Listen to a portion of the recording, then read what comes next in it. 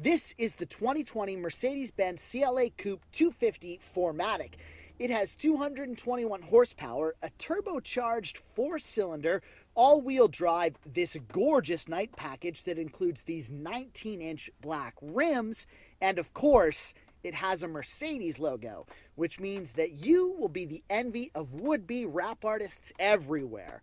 But is this the right car for you and your growing family? Let's go find out.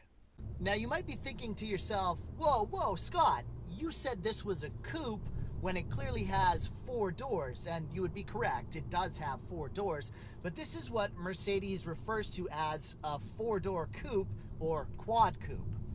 Technically, a coupe is a car with 2 doors and a sloping roofline, which the CLA certainly does have. And this brings us to my next point. The highlight of the car in general, I would say, is its looks. In the week that I've been driving it, I've gotten a ton of compliments on just how good the CLA looks. The lines are sharp and aggressive, and it's managed to find a near perfect balance between cleanliness and subtlety and flash and bravado. Personally, I love the black rims and this big black logo in the grille. It definitely looks the Mercedes part. The interior checks all the same boxes. As soon as you sit down in the CLA, it strikes you as a luxury, high-end automobile. I'll talk about the seats and the roominess and all that in here in just a sec, but I want to start off with the first thing that grabs your attention when you get in this car, the infotainment system. This is what Mercedes call the MBUX, or MBUX, as some people call it. Do they call it that? I don't know. I guess that kind of sounds a little cheesy, right? Well, either way, MBUX, or MBUX, stands for Mercedes-Benz User Experience. It's what they call a leap ahead in automobile cockpit control. MBUX integrates digital in-dash display, including a touch-sensitive controls, Bluetooth, hands-free, and audio streaming, and an available industry-advancing voice control system that responds to your everyday speaking voice and phrasing of commands. You can set up multiple user profiles of favorite settings, and groups of settings can be saved as themes or moods. Now, all of this sounds great, and let's be honest, it looks pretty stinking great. And that's what I was saying when I started off here. It grabs you immediately. Like, look how awesome this looks. The colors really pop. The screen is really big. It's kind of 2 screens, actually. But it's more or less one piece that stretches across the dash from behind the steering wheel. It's pretty impressive to look at, but for me, that's kind of where it ends for the infotainment system. My main beef with it is the control system. It's all operated by this touchpad system right here in the center console. Now, the ergonomics are great. Elbow here, palm of your hand here, and then you just kind of use your fingers on this touchpad. You swipe and click the pad to navigate the entire system, but I found the whole thing to be more frustrating than anything else.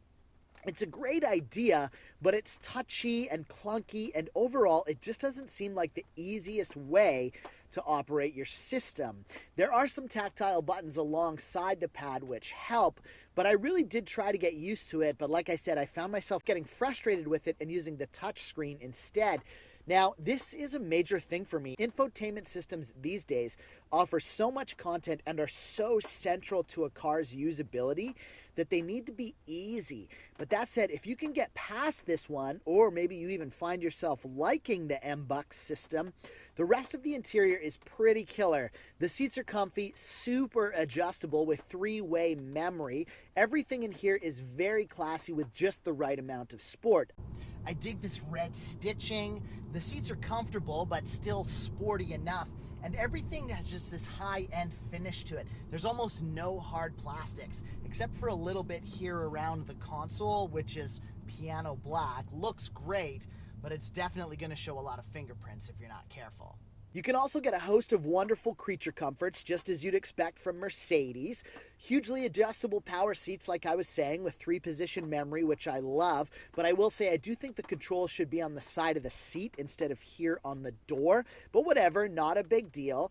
There's remote start via the Mercedes Me app, adaptive high beam assist, lane keeping assist, blind spot assist, speed limit assist, emergency stop assist, all that stuff. There's some fun stuff here too, like this cool ambient lighting that's infinitely adjustable to your mood. There's Apple CarPlay and Android Auto, looking at you, BMW, and of course a huge sunroof, and my favorite new must-have feature in any car, wireless phone charging. Now, I know this is silly, like how hard is it to plug in your phone with a cable when you get into the car, right? And that's true, but trust me, once you've lived with wireless phone charging, you won't want to go back. You get in the car and just do something that you're probably going to do anyway. Take your phone and chuck it in the console. Forget about it. Then when you go to get out of the car, you grab your phone and yeah, it's been charging that whole time. Seems like it's not a big deal. Even as I say it, I know it sounds kind of silly, but once you've lived with it, trust me, you won't want to go back. It's awesome. Okay, let's get into the back seat here. It's not huge as you'd expect, and I'd say that anyone much taller than 5'9" isn't going to want to sit back there for very long. But depending on what you want to use the car for, smaller people or shorter trips, it would be totally fine. I don't love the cup holders in the armrest back here. They're just too complicated to open up, and they feel a little flimsy to me. Not sure I'd trust them with a full cup of coffee or a full Slurpee, especially if it was a clumsy teenager sitting back there. The car has 5 USB ports in total, 1 up front here, 2 in the back ashtray area, and 2 more under the front armrest. But do note that these are all USB-C connection. Now, I get that this is the way we're going with technology towards USB-C, but I just don't know if we're at the point yet where you can absolutely just do away with traditional USB plugs. I'll show you what I mean. This is a USB-C connector. This is probably what you're used to seeing in a car, a regular USB connection.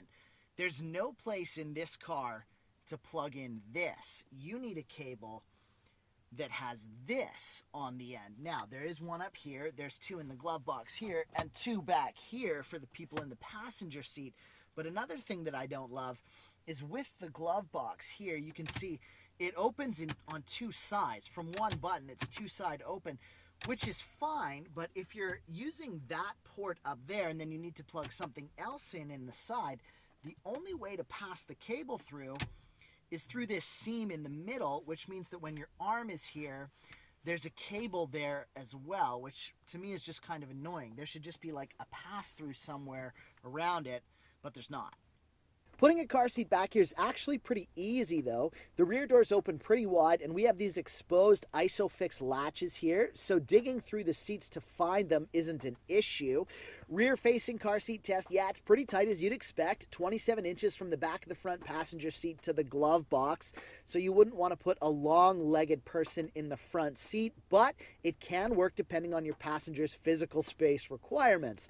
Let's move on to the trunk, and this one was actually a pleasant surprise. Considering how small the car is, I actually found the trunk to be quite roomy. Getting a stroller, diaper bag, backpack, some groceries, and some play equipment in here isn't too hard at all, but don't think you're getting a whole bunch else in there. From inside the trunk is also where we find the latches to fold down the rear seats, should you find yourself needing some extra storage space. The seats fold almost flat, which is pretty great as well. One little thing though is there isn't a release to fold down the seats from inside the car. There is for the middle seat if you want to pass like skis through or something, but you do have to get out and come around to the trunk to fold down the side seats, which could be a bit of a pain at times. Okay, now let's talk about the nitty-gritty here. How does the CLA drive? Well, it's not terrible, but you're certainly not going to blow anyone's doors off. Remember, we're talking 221 horsepower from a 2-liter turbocharged 4-cylinder. It's mated to a 7-speed dual-clutch automatic. It makes around 258 pound-feet of torque, and when the car gets going, it's just fine. but there's definitely some noticeable turbo lag off the line.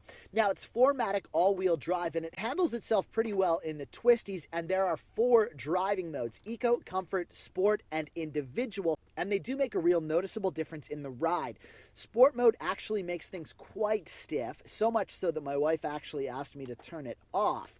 I'll also compliment the steering. It's sharp and precise, and once you get the feel for the car, it can be pretty darn fun to rip around in, but you can't help but think how much better it would be with a little extra oomph. Now, on that note, it is worth mentioning, of course, that the CLA Coupe is available as an AMG, but you'll have to pay for it. There's 2 AMG variants offering up to 382 horse. Now, an AMG is going to drive very different from the CLA 250, so I'll save my opinions on that for another review when Mercedes actually offers us one. So is the Mercedes CLA 250 4MATIC worth that $43,000 Canadian starting point?